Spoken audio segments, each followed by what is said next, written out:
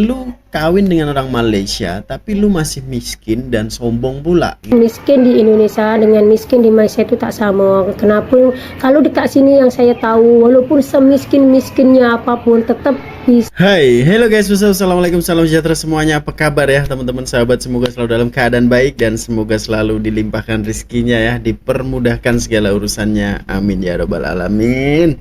Oke guys, kali ini kita akan tunaikan lagi ya requestan daripada teman-teman semuanya.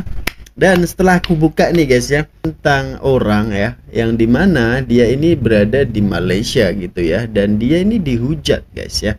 Jadi hujatannya seperti apa? Mari sama-sama kita saksikan ya. Ini, miskin di Malaysia tak sama dengan miskin di Indonesia. Ini faktanya. Wow, menarik ini guys ya. Sebab apakah ada perbedaan di situ ya? Jadi sama-sama kita akan saksikan guys ya. So link ada di description box jika kalian pengen nonton videonya langsung ya. Sini tajuknya nih ya. Alhamdulillah, walaupun suami saya tak kaya, yang penting bahagia guys. Oke, Mbak Yani channel ya, aku udah subscribe guys, link ada di description jika kalian pengen nonton videonya langsung. So tak perlu blank masa lagi, kita dengarkan cerita hati daripada Mbak Yani ini. Bismillah and play. Hai, assalamualaikum, selamat datang semuanya. Hari ini hari Minggu, macam biasa. Petang-petang saya buat video, saya dekat rumah je, saya tak pergi mana-mana sebab suara saya semalam saya tak upload video sebab suara saya hilang gitu ya. Jadi macam mana nak bersuara gitu ya guys ya. Tapi tak apa, sekarang dah alhamdulillah dah suaranya masih walaupun masih ada lagi serak-serak gitu kan, tapi alhamdulillah kan masih dah sembuh lah kan. Semoga cepat sembuh ya. Di video kali ini saya nak membahas tentang komennya. Salah satu komen yang mengatakan saya ni alah kawin dengan orang Malaysia miskin je pun dibangga-banggakan gitu ya guys ya. Dan ada juga yang mengatakan saya ni kacang lupa kulit, lepas tu lupakan negara sendiri, membanggakan negara orang gitu ya guys ya. Dan okey, saya akan bahas satu-satu dekat sini ya guys. Saya akan bahas satu-satu. Sekarang pasal tentang miskin. Okey, saya akan jawab. Miskin di Malaysia itu tak sama dengan miskin di Indonesia. Ini menurut saya menurut saya. Jadi kalau saya mungkin ada yang berpendapat tak sama dengan saya, silahkan gitu ya. Kasi ini menurut saya sendiri gitu ya. Kalau di Malaysia miskin itu ada tergolong-golongannya gitu ya guys. Miskin yang bergaji di bawah 1.500 atau sekitar 3,5 juta itu tergolong miskin sangat ya guys ya. Kalau dekat Malaysia ya guys ya, cuba bayangkan gaji 3,5 juta itu buat tergolong miskin sangat. Itu dapat bantuan, bermacam-macam bantuan ya guys ya. Sedangkan yang bergaji di bawah 5.000 jadi sekitar 2.500 hingga 5.000. Kalau 2.500 tu sekitar berapa ya, sekitar 7 juta. Sekitar 7 juta hingga 15 juta itu pun masih dapat bantuan ya guys ya. Tapi bantuan dari kerajaan yang namanya STR gitu ya guys ya. So kalau ya? Sebab ini apa guys ya, gaji yang minimum itu dikira miskin, mohon maaf guys ya, miskin maksudnya itu kurang mampu gitu. Itu gaji 1.500 loh, gaji 3.500.000 itu dikira kurang mampu cuy, dan itu mendapatkan banyak sekali bantuan guys ya. Tak kira lah, mungkin ada bantuan sekolah ataupun bantuan apa, nanti kita dengarkan lagi. Dan untuk gaji sampai ke 15 juta yaitu di kisaran 5.000 ke bawah itu juga mendapatkan. Gaji segitu masih mendapatkan bantuan cuy, gila, makmur banget ini cuy ya. So kita lanjut lagi guys. STR nih dia tergolong ada golongannya sendiri-sendiri ya guys ya. Jadi kalau yang satu rumah isi rumah yang bergaji di bawah 2.500 itu akan mendapatkan sekian, tapi tergantung dengan anak ya guys ya. Kalau anaknya makin banyak ya makin dapat banyak itu bantuannya. Contoh kalau anaknya 5 dapat 2.500 gitu ya guys ya. Banyak, sedangkan yang gaji sekitar 2.500 hingga 5.000 ribu. Nah itu yang tadi saya cakapkan, dari gaji 7 juta hingga 15 juta rupiah itu kalau dekat sini dapat bantuan ya guys ya, dapat bantuan juga itu, tapi tak banyak lah kalau dibandingkan yang tadi itu. Tapi selain itu warga emas atau orang tua itu pun dapat. Lepas tu untuk yang bujang yang belum kahwin pun dapat. Lepas tu bujang juga dapat. Itu yang saya tadi cakapkan, yang bergaji 1.200 itu namanya miskin tegar ya guys ya, miskin tegar namanya. Itu pun dapatnya pun banyak juga ya guys ya. Oke, itu yang saya cakapkan tentang bantuan dari kerajaan. Sedangkan bantuan dari zakat, nih zakat nih kita yang kalau yang orang-orang yang bergaji di bawah 2.000 saya rasa 2.000 ke bawah, 2.000 itu sekitar 6 juta. Itu boleh mendaftar ke zakat untuk ambil bantuan yang namanya asnaf ya guys ya, yang namanya asnaf. Asnaf itu. So apa je bantuannya nanti saya akan jelaskan, biar orang yang komen saya katanya saya berkahwin dengan orang miskin ya gitu. Saya dengar ya Mbak ya, Mbak ke Mas ke saya tak tahu dengar ya. Kalau yang bergaji di bawah 2.000 sekitar 6 juta itu boleh mendaftar ke zakat minta bantuan, itu namanya asnaf. Apa je dapatnya? Okey, yang satu bantuan sekolah ya untuk bayar iuran, untuk beli kasut, baju, beg lah, buku tulis lah, apa-apa je lah, takat pengek lah gitulah. Dan ada juga bantuan hari raya, bantuan rumah tu maksudnya orang yang bersewa rumah, yang masih sewa rumah yang tak mampu untuk bayar, itu boleh minta tolong dengan zakat, nanti zakat yang bayar setiap bulan gitu ya guys ya. Lepas tu ada juga bantuan bil api, bil listrik, bil air yang tak mampu, mungkin yang tertunggak banyak gitu kan, boleh minta tolong dengan zakat, nanti zakat yang dibayarkan gitu ya guys ya. Sebenarnya banyak macam-macam, tapi saya tak begitu tahulah tentang bantuan-bantuan ni kan. Yang tahu kan macam suami gitu kan, mestilah dia tahu sebab dia orang sini kan, mungkin dia lebih tahu gitu.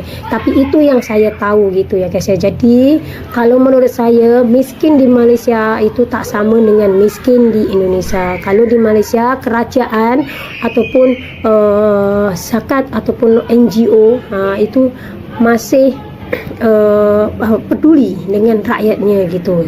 Ya memang betul, nanti mesti ada yang komen, iyalah kan di Malaysia negaranya kecil, rakyatnya sedikit, kalau di Indonesia kan gitu rakyatnya banyak, negaranya besar gitu. Okey, memang betul, itu memang betul.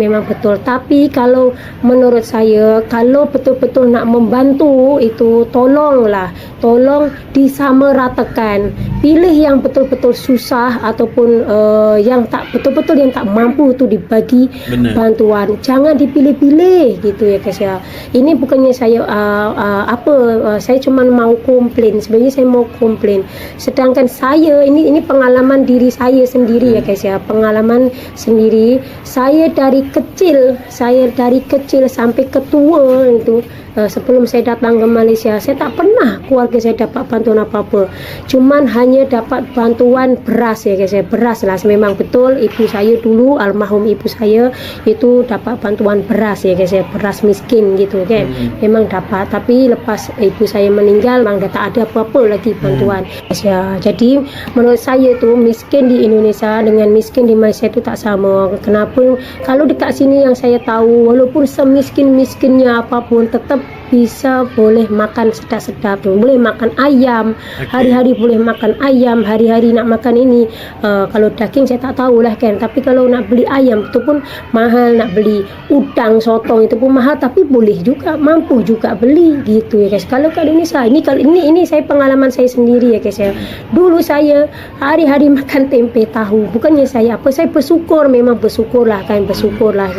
Tapi kan kan memang betul susahnya di sana dengan susahnya di sini itu tak sama. Sana mau cari kerja pun susah gitu kan, kalau ada kerjaan pun gajinya sedikit gitu ya guys. Tapi kalau sana kan ya gitulah gitu. Dan ini ini saya akan tunjukkan suasana suasana yang ada di kota Semarang ya guys ya. Ini kota Semarang.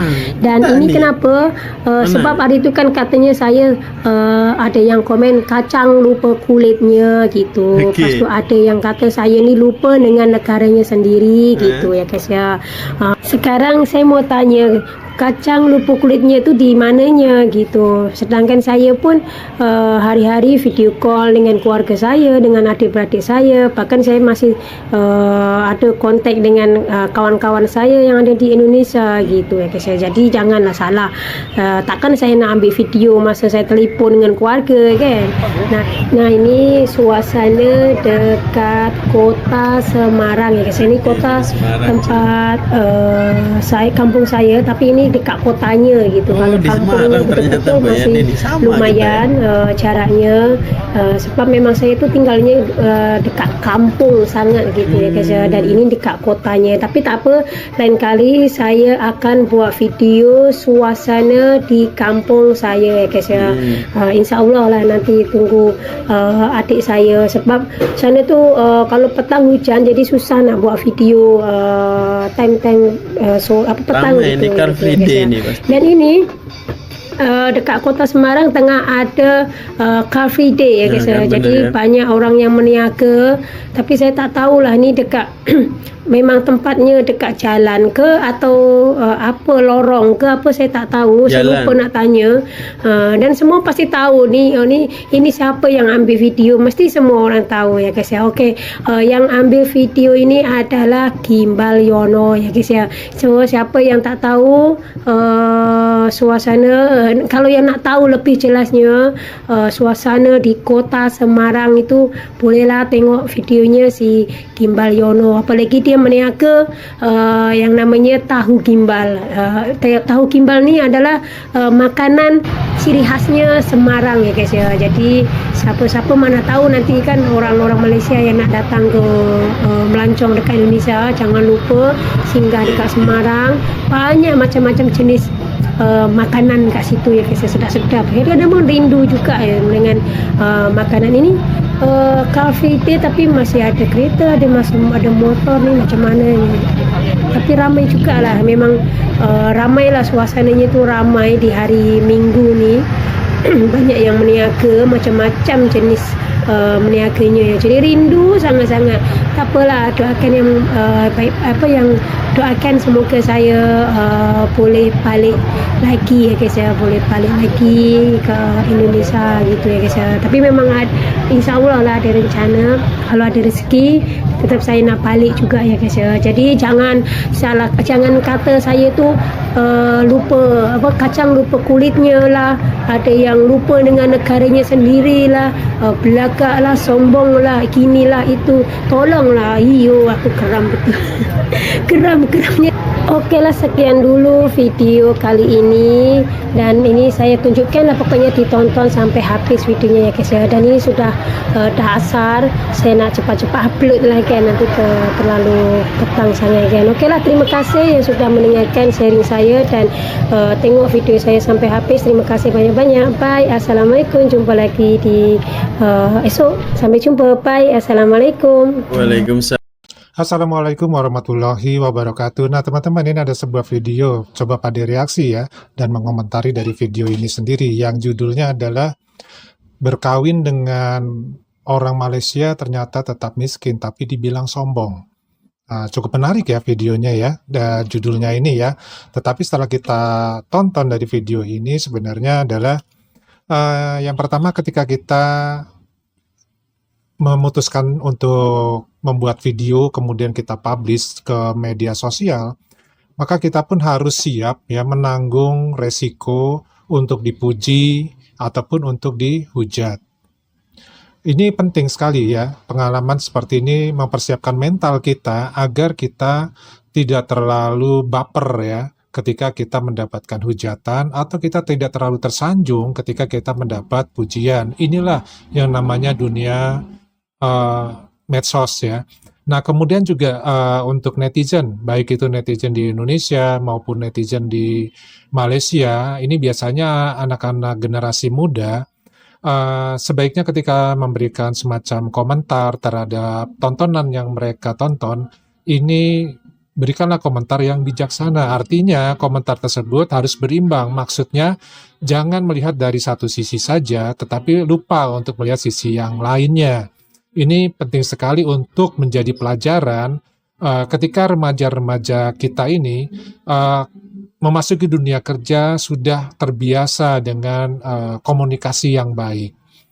Nah, jadi dari sini kita bisa mengambil kesimpulan bahwa yang namanya miskin di negara manapun ada miskinnya, dan ini tidak bisa dibanding-bandingkan. Termasuk miskin di Indonesia dengan miskin di Malaysia tentu tidak bisa dibandingkan. Kenapa? Karena permasalahan dari masing-masing negara juga berbeda. Tapi konsep ataupun hal-hal yang memang patut untuk dicontoh, kenapa Indonesia tidak mencontoh, atau mungkin yang baik-baik di Indonesia, kenapa Malaysia juga tidak mencontoh? Itu kembali lagi ya kepada kebijakan dan keputusan dari pemerintahan, karena pemerintahan ini mempunyai keputusan yang sifatnya adalah berhubungan dengan masyarakat dan juga berhubungan dengan politik. Nah, mengenai kemiskinan ini tentu saja menjadi tanggung jawab dari masing-masing negara, masing-masing pemerintahan, termasuk di Indonesia, bahwa kemakmuran itu ditanggung oleh negara itu sendiri. Tetapi bagaimana negara itu mengolah, itu tergantung kembali lagi bagaimana pengolahan itu dilakukan di masyarakat ya oleh pemerintahnya itu sendiri.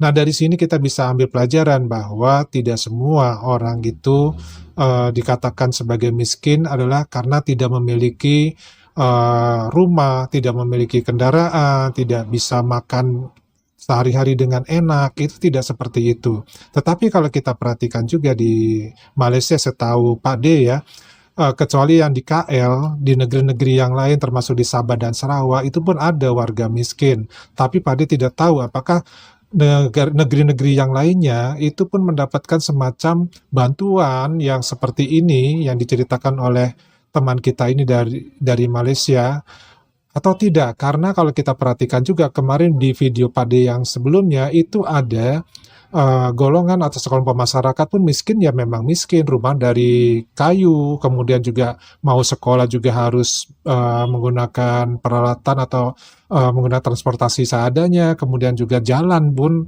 masih rusak, sama seperti di Indonesia. Nah, ini yang perlu kita pahami ya mengenai keberimbangan itu tadi. Kalau memang faktor istilahnya untuk penyewa atau penyewaan rumah atau tanggungan sosial di Malaysia itu berlakunya di KL dan sekitarnya, dan Indonesia pun mirip seperti itu ya. Jadi untuk ke wilayah-wilayah yang mungkin lebih ke pinggir dari ibu kota negara, ini pun akan mempunyai hal permasalahan yang sama antara Indonesia dengan di Malaysia. Itu pendapat Pade. Silakan kalau punya pendapat yang lain bisa dikomentari ya di kolom komentar. Nah, Pade juga akan mencoba untuk membacakan beberapa komentar dari masalah yang namanya kawin di negeri Malaysia, sudah nikah dengan orang Malaysia yang katanya kaya gitu kan, tapi kok miskin dan dibilang sombong. Nah, kalau masalah kesombongan apa ya? Tergantung deh dari masing-masing orang ya, karena orang punya hak pribadi masing-masing. Orang membuat satu rekaman video kemudian diupload dalam kehidupan sehari-harinya, masa sih dibilang sombong kalau memang dia menampilkan apa adanya. Nah, ini juga perlu diklarifikasi lebih lanjut dan Mbak kita ini sudah mengklarifikasinya.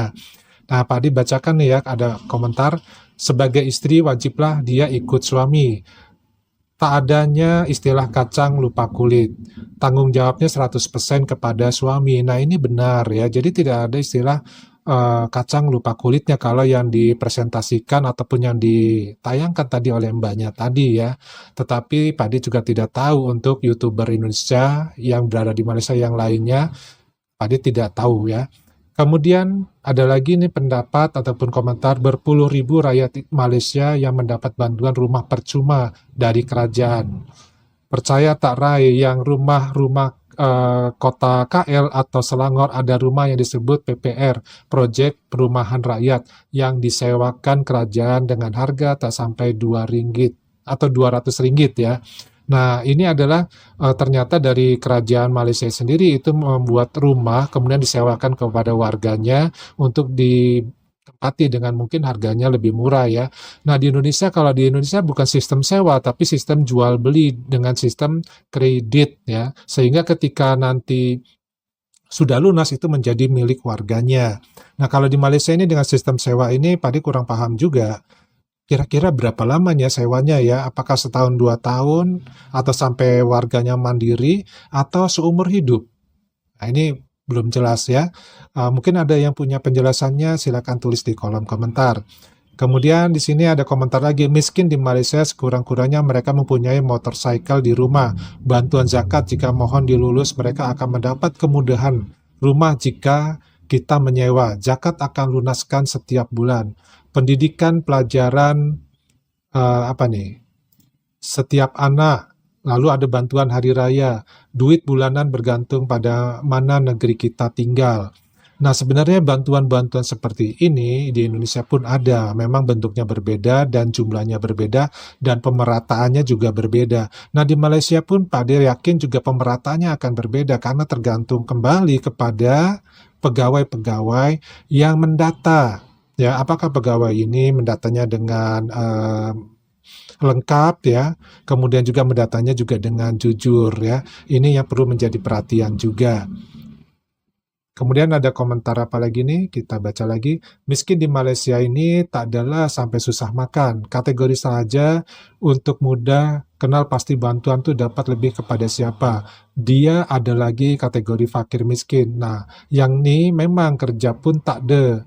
Rumah pun usang, makan pun susah. Meski di Malaysia nih cuma kategori pendapatan isi rumah. Orang miskinnya apa nih tadi?